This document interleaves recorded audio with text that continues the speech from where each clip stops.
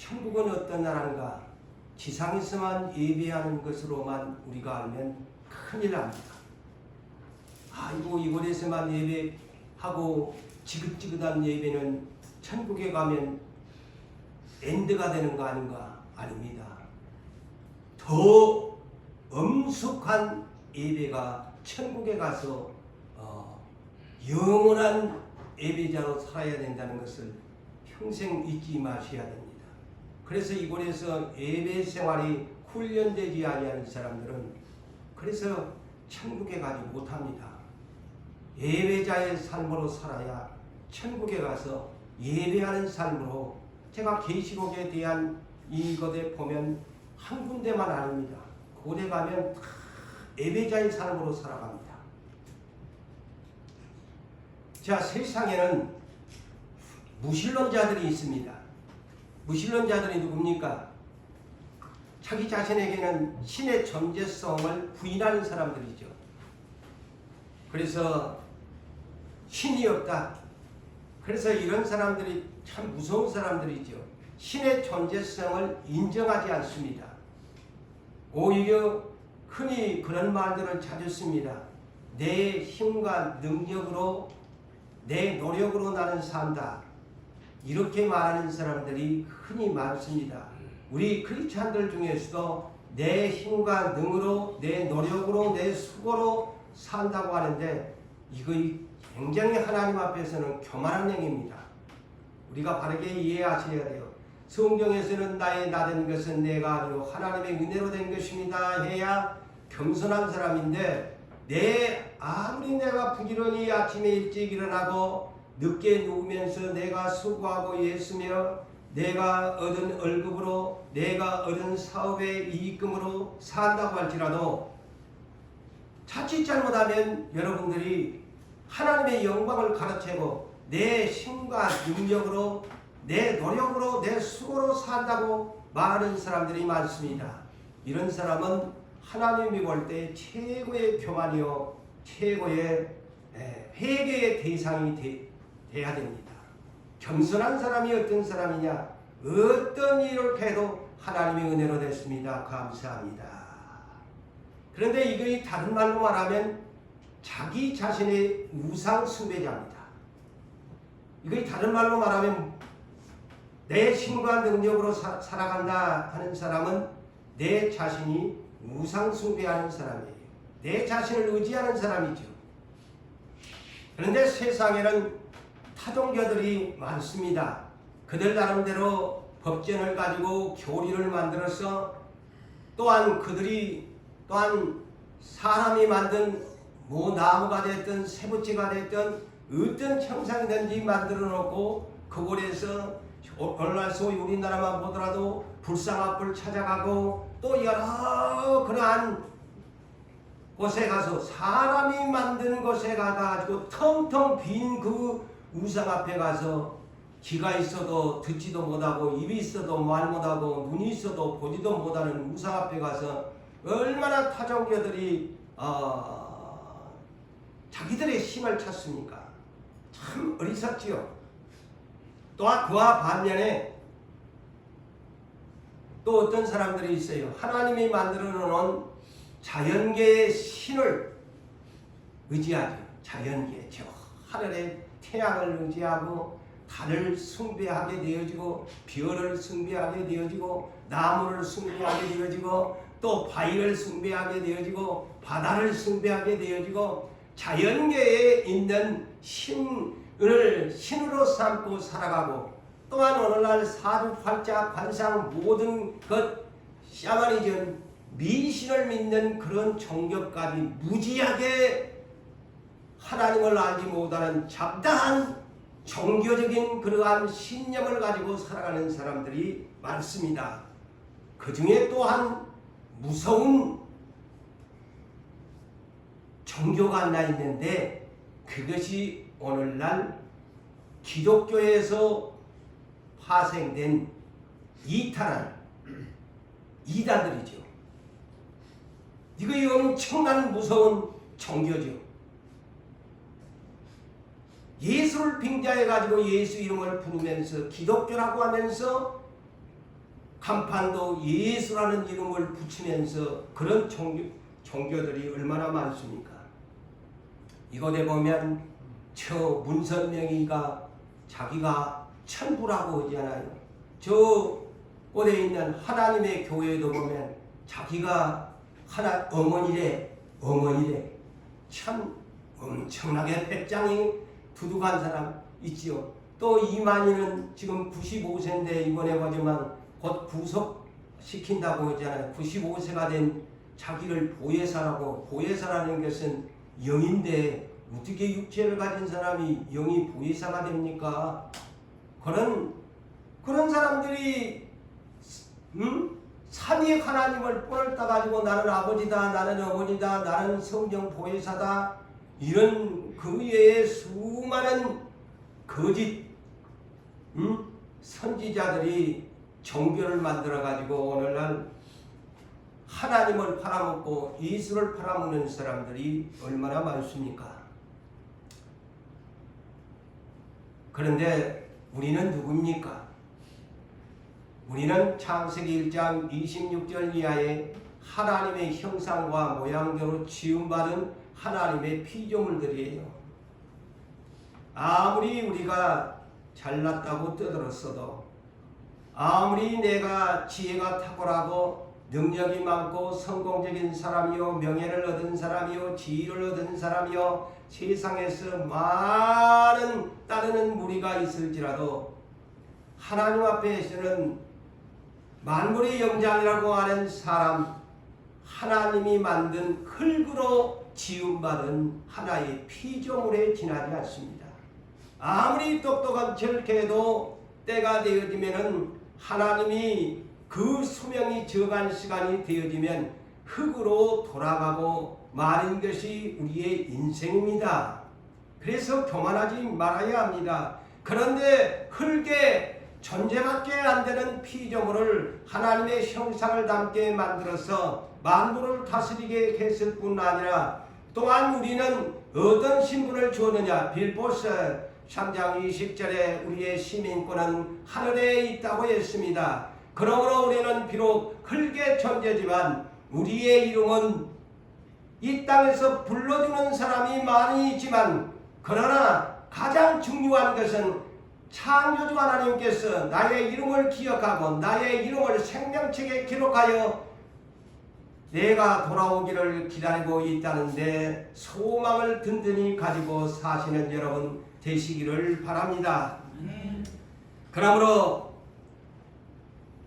우리는 어떤 사람이 되어야 하느냐? 베드로전서 2장 4절에서 5절에 이렇게 말씀합니다.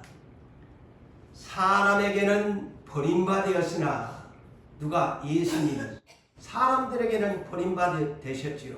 십자가에 버림받으셨습니다. 그런데 그 십자가의 능력을 믿음으로 오늘날 우리가 구원을 얻은 백성이 되었는데, 대신 우리의 구원자 예수님은 사람들에게, 그것도 당신의 택한 백성들에게 버림받아 되셨어요. 십자가에 못 박혀 죄인이라고 죽여버렸습니다.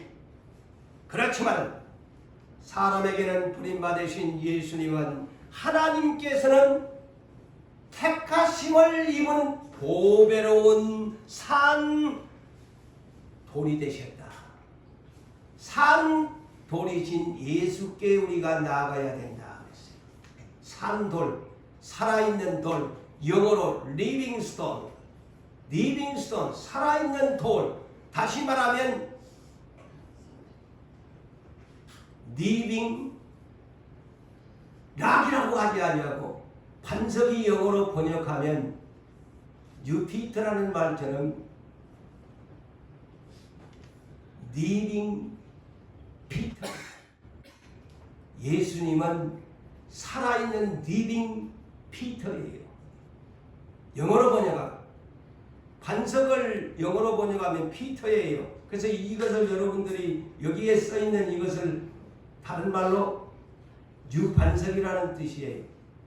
뉴피터라는 말. 하나님이 지어주신 이름이에요. 그래서 너희는 산돌같이 살아있는 리빙스톤, 다시 말하면, 더 구체적으로 말하면 리빙 피터, 살아있는 반석같이 신령한 집을 세워지고, 우리의 몸뚱아리는 누가 와 계시느냐? 예수께서 아버지께 구하심으로 보내신 보혜사 성령님이 내 안에 몸 안에 지금 와 계셔서 계십니다. 그래서 우리는 우리의 이 육체가 몸이 신령한 집으로, 성령님을 모시는 집으로 살아가야 된다, 이 말입니다. 그리고 예수 그리스도로 말미암아 하나님이 기쁘게 받으실 신령한 제사를 드릴 거룩한 제사장이 되어라, 예배자가 되어라는 말입니다. 모두 다 우리의 몸은 신령한 성령님을 모신 하나님의 집이니 너희는 신령한 제사를 드리는 거룩한 제사장이 되어라, 예배자가 되어라, 신령하게 예배를 드리는 사람이 되어라. 그리고 베드로전서 2장 9절에는 우리의 신분을 정확하게 말씀합니다. 택하신 족속이다. 그 다음에 제사를 드려야 할 왕같은 제사장들이다. 그리고 너희는 대한민국 땅에 있지만 거룩한 제사장이 됐으니 너는 거룩한 나라의 시민이다. 거룩한 나라다. 그리고 너의 소유는 누구냐? 하나님의 소유된 백성이다. 네 몸은 네 것이 아닌 하나님이 소유권을 가지고 있다라고 베드로전서 2장 9절에 말씀합니다. 그래서 누구든지 저를 비롯해서 우리 예수 그리스도를 믿는 크리스찬들은 소유권이 누구에게 있느냐? 성경적으로 우리가 바르게 합시다. 소유권이 여러분이 가지고 있는 재산이나 여러분의 몸뚱아리 다 하나님의 소유권입니다. 그런데 소유권이다 그러니까 기분 나빠하거든. 그걸 안 하려고 그래. 그런데 성경에서는 네 소유권은 분명히 하나님 것이다 그렇게 합니다. 그런 믿음을 가지고, 기본을 가지고 예수를 믿어야 어떤 문제가 생겨도, 나에게 돈이 손해가 나도, 어떤 것을 실패해도 하나님 앞에 불평하지 않습니다. 그런데 내 소유권이라고 하니까 하나님에 대한 불평이 나고 아깝고 그냥 하는 거예요. 내 몸과 내가 가지고 있는 모든 것은 하나님이 주인이시다 하면 시험 들 필요가 없어요. 우리가 그래서 예수를 아는 지식을 바르게 알고 하나님을 섬겨야 성장한 사람인 거예요. 하나님이 우리를 지으신 목적이 뭘까요? 하나님께 경배하라고, 찬양하라고, 섬기라고 지으셨어요. 어제도 우리가 전도서 12장 10장을 어제 마지막 여러분들이 기도회 때 마무리하면서 읽으셨지만, 전도서 12장 13절에 사람의 본분이 뭐라고요? 하나님을 경외하고 그 명령을 지키는 것이 모든 사람의 본분이다. 이런 말을, 경외라는 말을 다른 말로 말하면 경배와 같은 말입니다. 예? 경외하는 사람은 언제나 하나님께 경배합니다. 경배를 합니다. 찬양합니다. 그래서 이사야 43장 21절에 이렇게 말씀합니다. 이 백성은 나를 위하여 지었나니. 왜 하나님이 저를 지으셨을까? 이 자리에 사랑하는 성도 여러분들이요, 왜 여러분들을 지으셨을까요? 이 백성은 나를 위하여 지었나니 나를 찬송하게 하려 함이라. 하나님이 찬송하게 하려고 지으셨대요. 그런데 예배는 필수적으로 찬양이 그의 소스로 들어가야 합니다. 예배 때 기도나 말씀이나 찬양은 필수적인 하나에 들어가야 할 하나님이 받으실 조건이에요. 그런데 예배 시간에 여러분 입장 바꿔놓고 생각해 보세요. 여러분이 하나님이시다 그러는데 여기 앉아있는 분들이 예배 시간에 찬양을 안 하고 딴짓을 하고 입을 소리도 안 내고 입만 금붕어처럼 소리도 안 내고 온다면 여러분이 입장이 하나님이라면 그 사람 사랑하겠어요?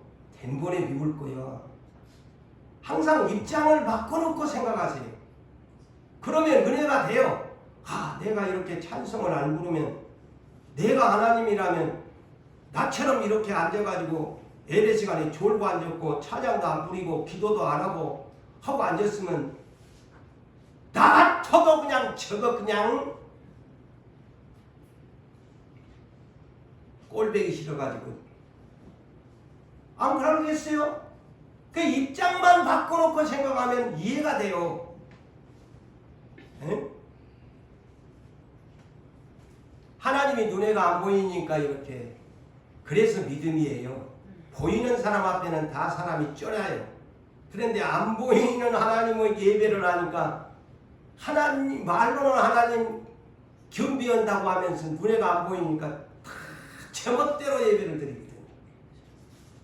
그 믿음이라는 개념이 보여주지 않는 상태에서 정말 내 존재를 믿느냐. 그러면 예배를 드리라. 바로 그 목적입니다. 그래서 믿음이라는 단어가 바로 그겁니다. 언제 예수님 십자가에 우리 못 박혀 한 거 봤나요? 안 봤잖아요. 골고다에서 죽은 줄 누가 이거 본 사람 누가 있어? 없는데. 근데 믿음이라는 것이 그때의 내재 때문에 그게 믿음인 거예요.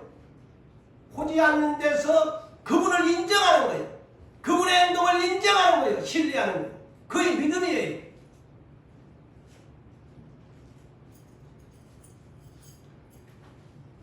우리 주 예수 그리스도께서는 6월절 어린 양으로 구약시대의 모든 짐승으로 드려진 제사법을 완전히 완성하셨습니다.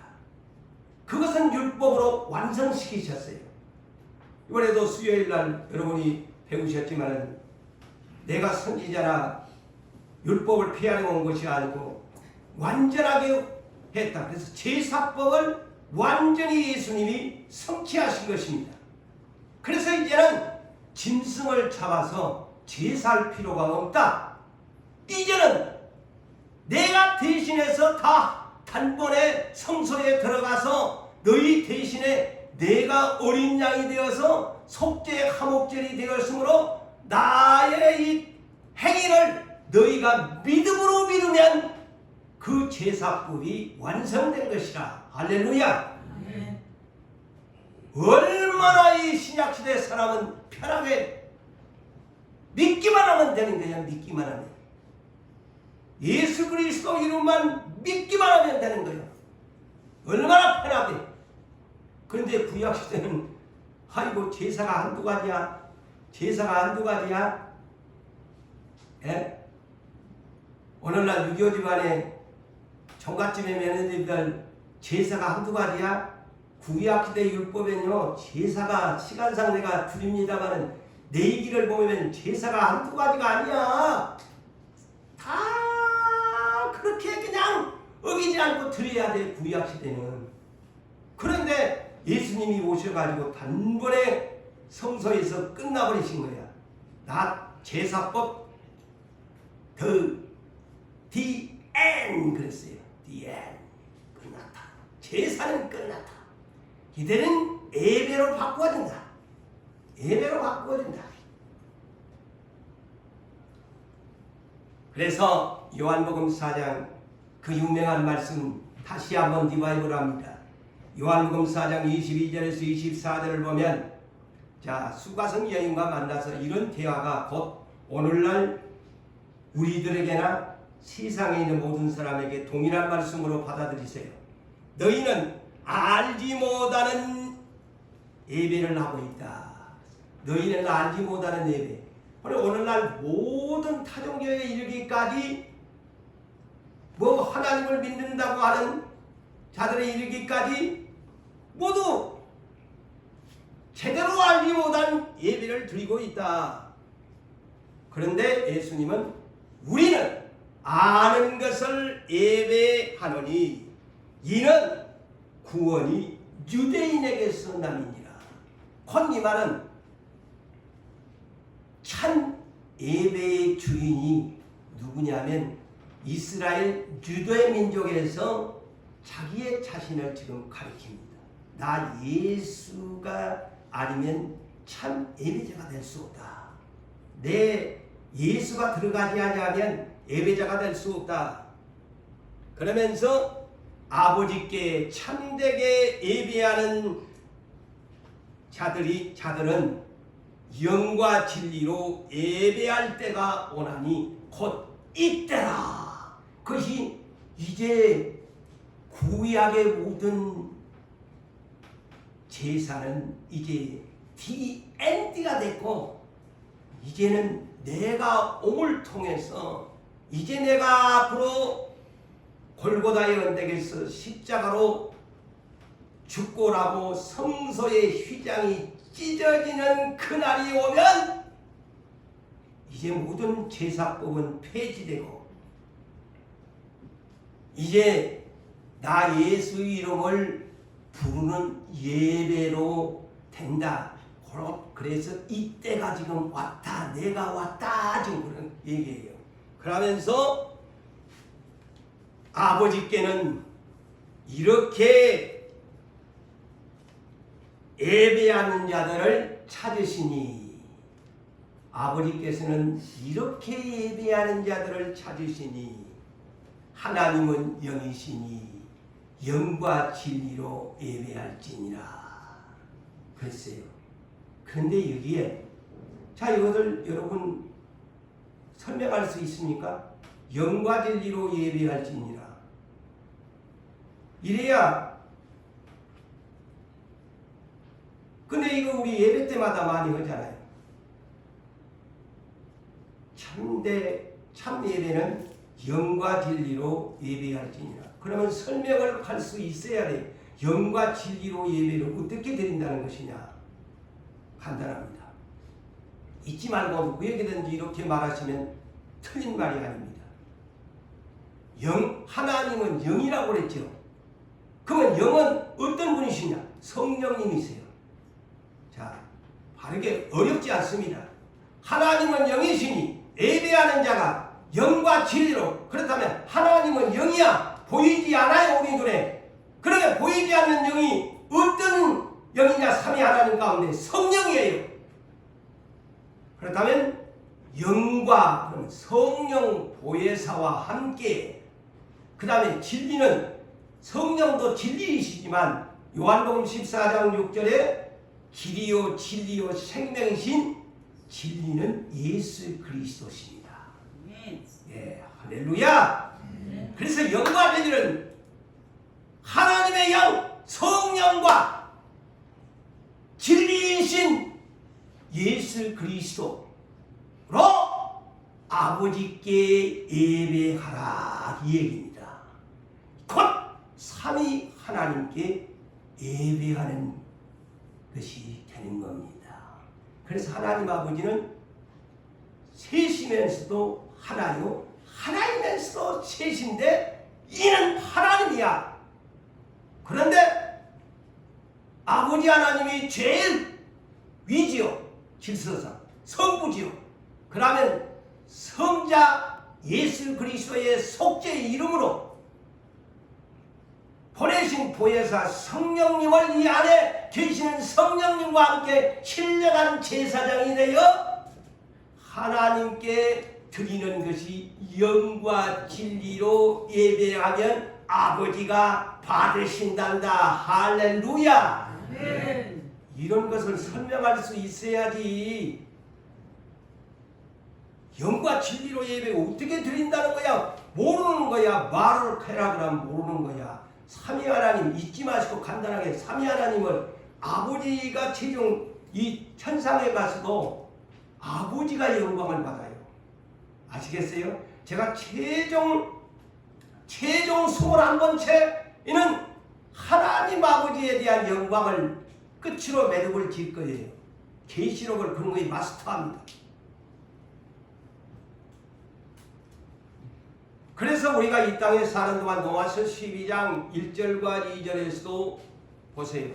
자, 예배자, 영과 진리로 예배하는 사람, 성령과 예수 이름으로 아버지께 예배하는 사람, 너희 몸을 하나님이 보세요. 하나님이 기뻐하시는, 아버지가 기뻐하시는 거룩한 살아있는 제물로 드리라. 이는 너희가 드릴 영적 예배니라. 그러면서 너희 오직 마음을 새롭게 하여 변화를 받아 하나님의 선하시고 기쁘하시고 온전한 뜻이 무엇인가 분별하라. 이것이 영적 예배자의 삶이에요. 영적 예배자의 삶. 예? 예배만 드리는 것이 아니고 모든 행동의 변화까지 일어나면서 살아가야 진정한 영적 예배자, 영어로 spiritual worship이라는 영어 번역을 씁니다. 그래서 우리는 하나님의 자녀들이므로 예배하는 사람은 고린도전서 6장 19절에서 20절에 뭐라고 합니까? 간단하게 말하면 우리의 몸은 하나님의 성전이다. 그런데 우리의 이 몸은 하나님의 성전이냐? 성령님이 계시니까. 그래서 성전이다. 그런데 너희 몸은 너희 것이 아니다. 또 하잖아요. 네 몸은 너희 것이 자신의 것이 아니고 값으로 산 것이 되었다. 보세요. 소유권자가 하나님이세요. 예? 하나님이세요. 그러니까 하나님이 쓸만한 사람들이 몸을 안 내놓는다든가 어떤 물질적인 것을 안 내놓으려고 하면은요, 하나님이 어떤 방법이라든지 뺏어버립니다. 예?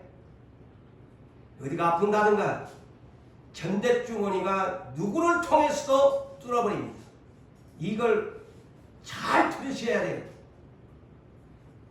하나님의 것을 내가 움켜쥐고 살면, 하나님 것을 취하려고 하면은 분명히 하나님이 누구를 통해서든지 뺏어버립니다.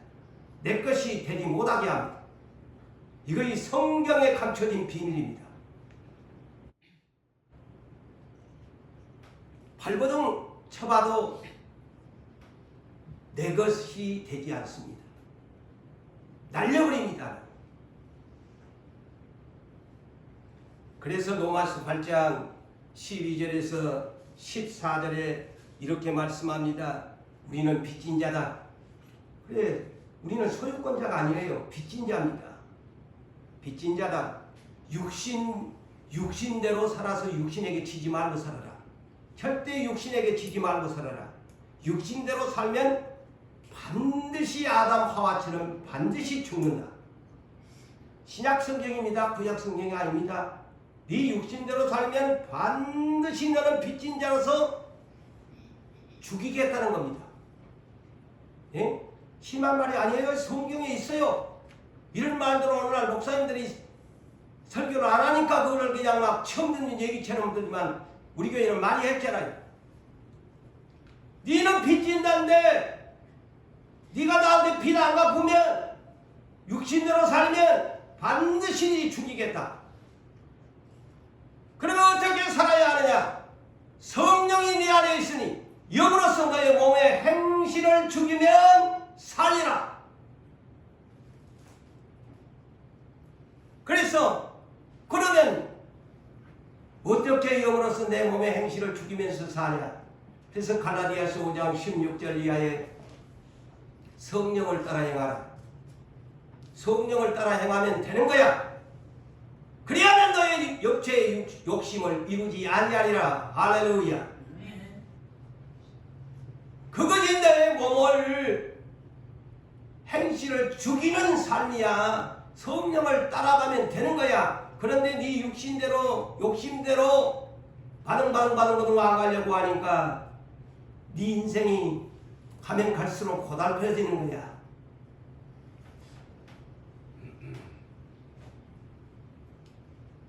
그러므로 우리는 경배와 찬양의 의무를 사명으로 받았습니다. 우리는 경배와 찬양을 해야 됩니다. 자, 여러분, 경배와 찬양, 그 찬송가에서도 경배와 찬양 앞부분에 그렇게 1장부터 나열이 되어 있잖아요. 경배가 뭡니까? 하모니예요. 공경할 경자, 절할 배자입니다. 하모니의 뜻이에요. 사실은 경배라는 말이. 공경할 경, 절할 배. 하모니 뜻이에요. 그렇다면 이걸 더 문자적으로 우리가 이해를 한다면 하나님의 영과 주권을 인정하면서 찬양하면서 기도하면서 마음을 다하여 하나님을 높임으로 예배를 하는 행위를 경배라고 말하는 것입니다. 예. 경배라는 그런 뜻이에요.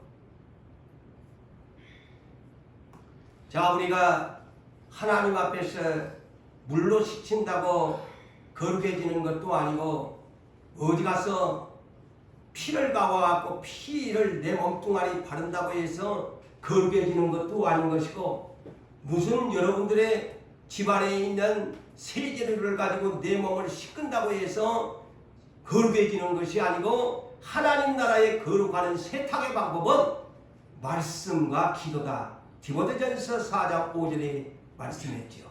하나님 나라의 세제류가 뭐냐? 말씀에 씻혀라. 기도로 씻혀라. 이겁니다. 하나님 나라의 세제류가 뭡니까? 말씀과 기도입니다. 그러면 구별된 사람이 된대요. 그래서 하나님 나라의 백성은 성경에서 가르치는 세제류를 멋지게 사용할 수 있는 세탁의 방법을 알아야 되는 거야. 에이? 다른 것 갖고 맨날 첫날 입으로 떠들어봤자 아무 소용없어. 왜 말씀이 거룩해지느냐? 요한복음 1장 1절이 답이야. 태초의 말씀이 계셔 천지의 창조물이 피조물이야. 근데 그 말씀이 하나님과 함께 계셔. 그 말씀이 하나님과 함께 계신데 그것이 다른 말로 줄이면 뭐야? 하나님의 말씀은 하나님이시다. 하나님으로 거룩하게 씻으라는 거예요. 하나님이 씻겨줘야 된다. 하나님이 주시는 말씀으로 씻겨라. 그것이 너희 세탁의 방법이다.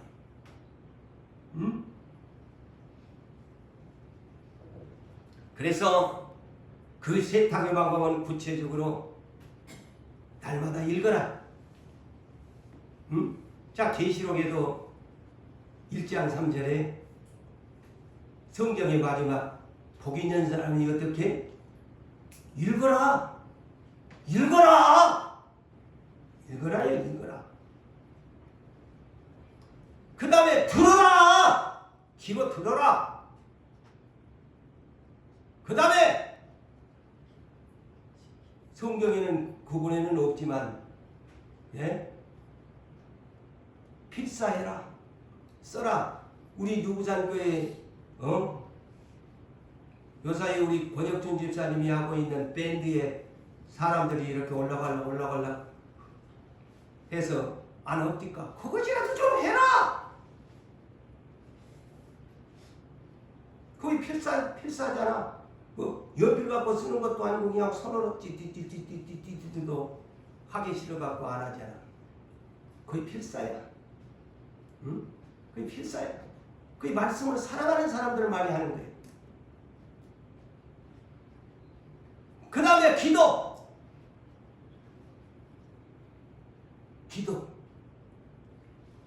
기도는 뭘까요? 내 영혼의 호흡입니다. 기도라는 건 영적인 깊이를 알아야 돼요. 내 속사람의 영혼의 호흡이 기도입니다. 그래서 살전 5장 17절에 쉬지 말고 기도해라 이 말이, 네가 기도를 쉬면 네 속사람이 호흡을 안 하는 거야. 네 숨만 3초만 3분만 네 숨 안 쉬어봐 네 살 것 같나?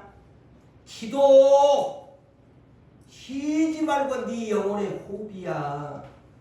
요이 깊이 있는 뜻인데 왜 쉬지 말고 하필이면 기도는 쉬지 말고 해라고 했나? 네 영혼의 속사람, 내 영혼이 잘 되려면 기도에 호흡 중단하지 말고 날마다 하나님 성령과 함께 호흡하라. 할렐루야. 그래야 성령님이 나에게 호흡을 멋지게 쉬게 해주는 거야. 그러니까 막 성령이 충만해지는 거야. 성령이 충만해지는 거야. 호흡을 잘하니까 막 힘이 생기는 거야. 아시겠어요? 그 다음에 찬송 불러라. 히브리서 13장 15절에 그러므로 우리는 예수로 말미암아 항상 찬송의 제사를 드리라. 이는 예수를 증언하는 입술의 열매니라. 그래서 아까도 내가 그랬잖아요. 하나님 앞에 예배 드리는 사람이 입술의 열매를 안 드리는 거야. 예? 입술의 열매를 예배 드리러 왔으면은 돈이라도 적게 가오고 흥금이도 없다면 찬양이라도 그냥 나는 하나님 앞에 드릴 것이 없어서 내 입술로 당신 앞에 드립니다. 내 입술을 받아주시옵소서. 할렐루야. 아니 성경이 이런 비밀을 가르쳐 주는데 돈 없어서 나 교회 못 나가겠다 하는 분은 찬양이라도 그냥 하나님 앞에 와서 이 열매를 드리란 말이오. 그럼 하나님이 받으시는 거야. 받으시는 거야. 아멘. 받으시는 거야.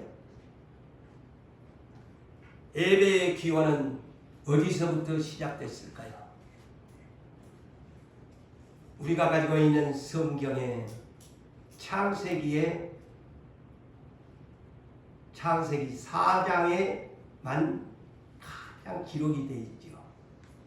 그런데 예배의 기원이 왜 이렇게 됐나? 창세기 3장 21절을 먼저 알아야 돼. 아담과 하와가 죄를 지으니까 하나님이 그 거룩한 에덴 동산에 둘 수가 없어. 저것들을 쫓아내야 되겠다. 하나님이 생각하시고 짐승을 잡아가지고 가죽옷을 지어서 입혀서 에덴 동산에서 추방을 시켰어요. 거의 최초의 제사의 기원이 되는 겁니다. 이걸 상식으로 알아놓으세요. 하나님이 저것들을 앞으로 살게 해줄 건데 내가 뭘로 해줄 것인가? 그런데 먹어가지고 원래가 부부가 부끄러운 줄을 모르고 살았다고 했잖아요. 그런데 죄를 짓고 나니까 부부가 부끄러움을 알게 된 거야. 에? 부끄러움을 알게 된 거야. 숙지를 하는 거야. 아, 내가 죄인이구나. 그걸 알게 된 거야. 그래서 예수님이 그래, 죄를 지면 이렇게 부끄러운 거야. 네 몸뚱아리 봤지? 부끄럽지? 내가 근데 너한테 옷을 하나 선물할 건데 네 대신에 이 짐승이 대신 죽어줘야 되겠다. 그래서 그 가죽을 하나님이 만드셔가지고 그래, 니그 부끄럽지? 죄지니까 죄가 이만큼 부끄럽다. 요 옷 입고 에덴 동산에는 살 자격이 안 되니까 세상 에덴 바깥으로 나가라. 쫓아내는 거예요. 옷을 입혀가지고. 그것이 오늘날 예수 그리스도를 상징하는 가죽옷이 그리스도의 옷이라는 말이에요. 죄인을 가리워주는 옷. 응? 희생이에요. 자, 그렇다면 구약 율법 시대의 이 제사, 처음에 제사는 어떻게 드려졌을까? 흙으로 만든 단이나 돌로 여기 대충 쌓아가지고 돌단을 가지고 번제를 드렸습니다. 그게 최초의 제사입니다. 그게 창세기 4장에 나오는 모세가 아담 하와의 제사 드렸던 모습은 그때는 제사 드릴 필요가 없었어. 제사는 죄인이 드릴 제사야. 그러니까 이제 아담의 대표적인 두 아들을 많이 있었는데 축소시켜가지고 가인 아벨만 있는 것이 아닙니다, 여러분. 성경에 그 두 사람만 있는 줄 아세요? 창세기 5장 보세요.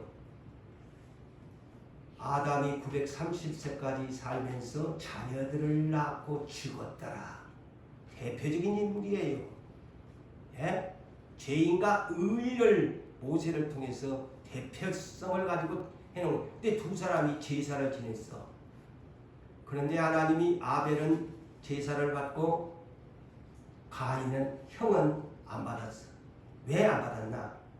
믿음이에요. 여기서 히브리서 11장 4절에서 믿음으로 아벨은 가인보다 더 나은 제사를 드렸다. 그런데 그 나은 제사라는 것이 어떤 제사였기 그랬나 보니까 하나님이 증거를 얻었는데 그 제사의 애물에 대하여 증언했다 그랬어요. 애물에 대하여. 자, 가인은 농사를 지었으니까 농사 곡식에 소재 드리면 됐지. 왜 하나님이 고기만 받으시고 하나님이 고기만 좋아하신가 봐. 응? 탄수화물은 싫으신가 봐. 또 이렇게 그냥 그 짧은 소개로 하나님은 고기를 좋아하신가 봐. 이럴 거 아니에요. 그런데 하나님이 고기를 좋아하시는 것이 아니고, 응? 하나님이 그때부터 아담에 쫓아내면부터 제사법이 죄인이 드리는 제사는 용서를 받으려면 짐승의 희생 제사를 드려야 되는 거예요. 그래야 용서를 받은 거예요. 근데 아벨은 믿음으로 나는 죄인인데,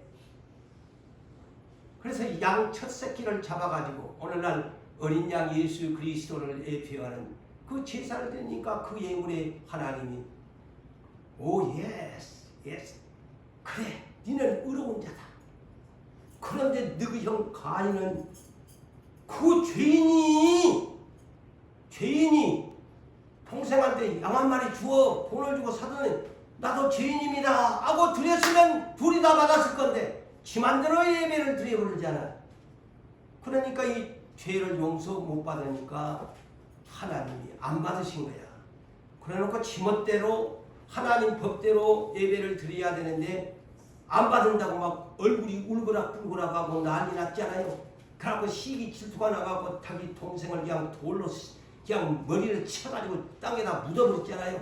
최초의 아들이 이 의롭게 예배드렸다가 순교자가 됐지 않습니까? 그래서 예수님의 최초의 상징하는 보혈의 피를 흘린 아벨이다.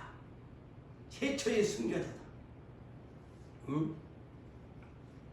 그러면서 노아도 그랬고 아브라함도 그랬고 족장시대에 모두가 하나님 앞에 짐승을 잡아가지고 번제를 드리면서 흙이나 돌단을 쌓아가지고 하나님 앞에 제사를 지냈습니다.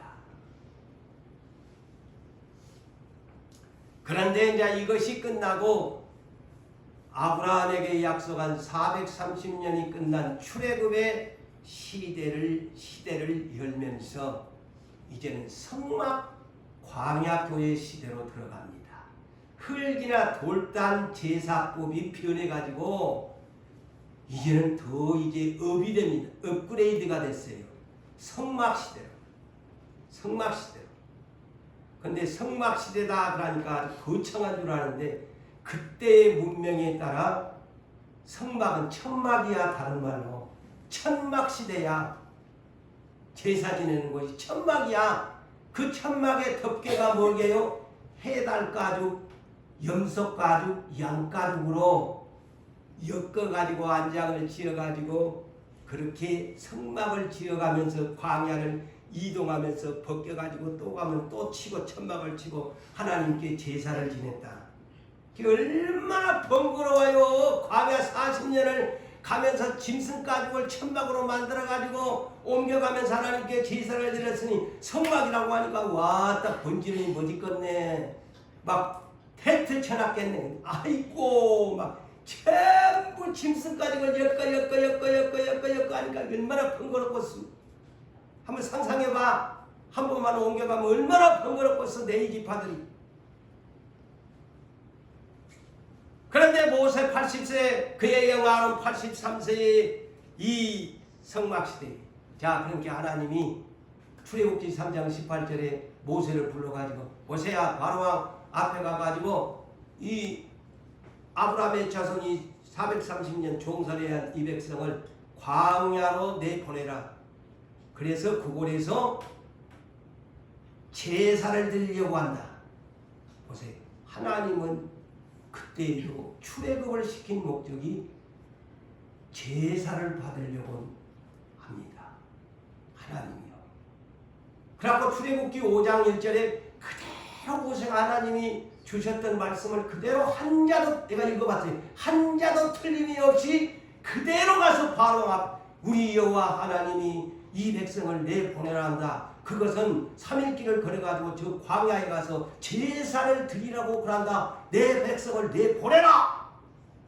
그런데 말을 안 듣고 10가지 재앙을 내리다가 그때서 항복 제발 데리고 나가라 금은 보화도 가지고 나가라.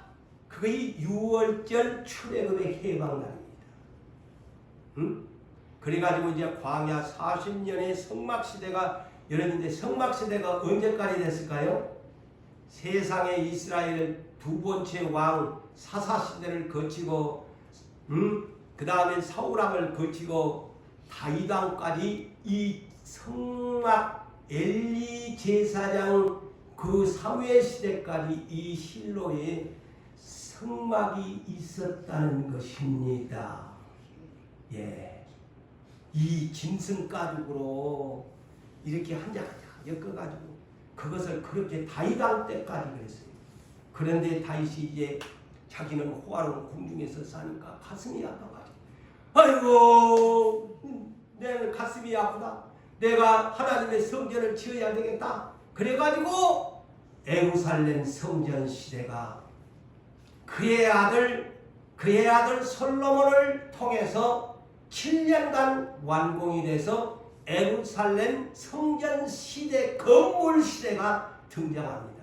그런데 솔로몬 이후에 또 이 이스라엘이 남북으로 갈라지고 하나님께 범죄하고 그래서 하나님이 막 매를 때리고 그냥 남북으로 갈라버리고 결국에 유다 민족 바벨론까지 끌려가게 70년 생고생을 시키게 만들어가지고 다시 예루살렘 성전을 스룹바벨 시대에 와가지고 재건을 합니다. 그런데 그것이 어디까지? 예수님의 초림 당시 헤롯 성전 46년 동안이나 해가지고 호화롭게 지었다는 그 시대에 예루살렘 성전 헤롯 성전 시대에 예수님이 하늘에서 육체를 입고 이 땅에 심판하러 이스라엘 오신 겁니다. 그리고 만민에게 구원 주려고 공평한 하나님. 그래갖고 예수님이 와가지고 이놈의 예루살렘 성전을 보니까 도둑놈의 소굴이야. 이놈의 성전이 돈 따먹게 하는 장사꾼의 장사터야. 하나님의 성전은 거룩한 곳인데 아니 이거를 이 하나님의 집에 돈 버는 수단으로 이 성전을 이용하는 거야. 강도의 소굴로 만들었다. 이놈 만민이 기도하는 집을 너희가 이렇게 가겠노. 그래서 예수님이 제자들 앞에서 예언하잖아요. 내가 너희들은 저 쳐다보니까 엄청 대리석으로 아름답지? 아니야. 내가 돌 하나 돌리 없게 싹 눈대버릴 것이다. 그래가지고 예수님이 AD 70년 그 예언대로 로마 티토 장군에 의해서 완전히 지금까지 그대로 그것이 예루살렘 성전은 그곳으로 The End가 되어버린 거야. 안 세우잖아요. 꼴보기 싫어가지고. 그래가지고 어느 날 예수님은 화내고, 우리 인간 생각으로 왔다 예수님이 예루살렘 성전이요 만들어질지어다 해가지고 다시 재건할 줄 알았더니만, 아니 예수님이 떠나시면서 세상에 인간적으로 섭섭하니까 제자들 120명을 남겨놓고 간다는데 너희 집 새집 마가지 안에 다락방 빌려가지고 그거에 너희 교회나 떠나지 말아라. 세상에는 예수님이 이러실 수가 있는가? 실망할 수밖에 없는데 알곡들이라서 이제 깨달으니까 실망 안 해. 남의 새집이지만 120명이 거울에서 기다려라! 기다려라! 성령을 기다리래! 기다리겠습니다! 성령을 받아가지고 초대교회 복음의 시대를 활짝 오프닝을 한 겁니다. 할렐루야! 그 예수님의 방법이야. 우리도 왜 이렇게 이러냐? 주님이 때가 되면 다 알아서 하십니다. 믿음을 보는 거예요. 믿음을 보는 거예요. 실상은, 믿음은 바라는 것들의 실상이, 믿음으로 바라보고 있으면 어느 날 그 실상이 우리 현실 앞에 드러날 줄로 믿습니다. 그래서 예수님이 십자가를 지고 교회 시대, 예배 시대로 전환시켜버린 것입니다. 그래서 이 요한 계시록 1장에서 22장까지가 뭔 줄 아세요? 교회 시대에 대한, 교회 시대에는 이렇게 예배를 드려야 되고 이런 교회가 되어야 되고, 이렇지 아니하면 교회도 아무리 예배소 교회가 하나님 말씀대로 산다고 해도 첫사랑을 잃어버리면은 네 자리를 옮겨버린대. 라오디게아 교회 끄트머리에 7번째 교회, 너그 부자라고 자랑하지 마라. 너그 5가지나 전부 병들었대. 근데도 알지도 못한대. 부자라고 자랑하지 말아야. 교회 평가서를 계시록에서 보여주면서 마지막 계시록 22장 16절에 이런 결론을 내려줍니다. 나 예수는 교회들을 위하여, 보십시오. 결론입니다. 1장에서부터 예수 그리스도의 계시라고 하면서 나 예수는 교회들을 위하여 내 사자들을 보내요. 내 사자들이 누굽니까? 내 사자를 보내요. 천사를 보내요. 이것들이 뭡니까? 요한계시록 1장에서 22장까지의 사도 요한을 통해서 기록한 이것들은 증언한다고 합니다. 그 계시록의 특징입니다. 계시록의 특징이 다시 말할까요? 교회들에게 보낸 서신입니다. 지상에 있는 모든 교회는 정신 차려야 된다. 때가 되면 예수가 온다. 심판한다. 교회들을 심판한다. 교회 진단서를 내가 계시록 2장 3장에서 분진단서를 보냈지. 그는 대표적인 7교회는 지상에 있는 모든 교회에 대한 진단서다. 성령의 진단서다. 이것을 바르게 알고 모든 교회 목사들은 이것을 시대를 가르쳐야 된다. 거의 교회가 7의 등불을 켜고 서 있어야 된다는 말입니다.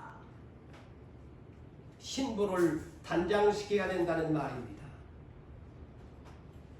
단장시켜야 된다는 말이죠.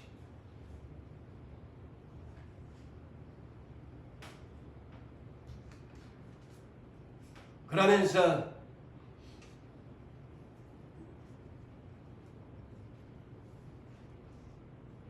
말씀은 시간이 이렇게 되고요. 오늘 이 18번째 대한 것을 매듭을 지금 지을 수가 없습니다. 아직도 몇 페이지가 남았어요. 왜? 이거는 꼭 전해야 될 내용이거든요. 그래서 다음 시간을 기대하면서 이 계시록을 앞으로 풀어가는 과정이 여러분 잘 들으셔야 돼요. 이 계시록은 시대에 대한 교회에 측량하는 내용입니다. 계시록. 그래서 1장부터 22장까지가 교회들에 대한 권한 서신. 그래서 오늘날 복음 시대인데 교회 시대예요. 그렇다면 이 교회 시대에 예배를 어떻게 드려야 되고 어떻게 주님을 섬겨야 할까를 바로 이 심판의 기준이 계시록에가 기록되어 있어요. 그래서 결국에 계시록 11장에도 교회 측량 시대가 그래서 온다는 겁니다. 갈대자로 두 증인 시대에 성전 안에서 예배자, 성전 박해자들 측량 시대가 옵니다. 그래서 이 계시록은 그래서 모든 교회는 교회 시대에 예배를 드려야 되는데 예배에 바르게 드려야 된다. 어떻게 예배를 드려야 될 것인가? 그래서 예배는 지상에서만 끝난 것이 아니고 결론을 짓는다면 천상에 가면 더 이제 하나님의 실상을 보고 얼굴과 얼굴을 보고 예배를 드린다. 아시겠어요? 예? 근데 우리는 지금 안 보이니까 마음대로 드리는데 천상에 가면 제가 이제 이 계시록을 내가 다 뽑아놨거든요. 야, 이 계시록 4장부터 마지막 장까지 천상의 모습을 제가 소개할게요. 예배를 어떻게 드리고 있는가. 그래서 오늘 다 못한다니까? 에? 그거는 지금은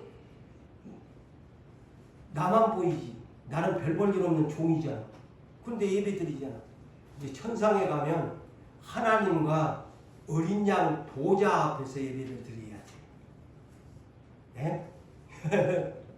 그러니 여기에서 그런 습관화가 안 된 사람들이 거기 되겠어요? 가지도 못할 뿐 아니라 아주 엄숙한 그런 예배 장소가 천상교회입니다. 응? 단중에 내가 다음 시간에 이것을 하면 진짜 그렇구나. 그래서 예배는 지상에서만 일시적이 아니고 예배는 영원한 시간 속에서 드려야 할 하나님의 피조물들이 부활이 되어도 영원히 드려야 할 예배다. 모두 다 아멘 하시기를 주의 이름으로 축원합니다.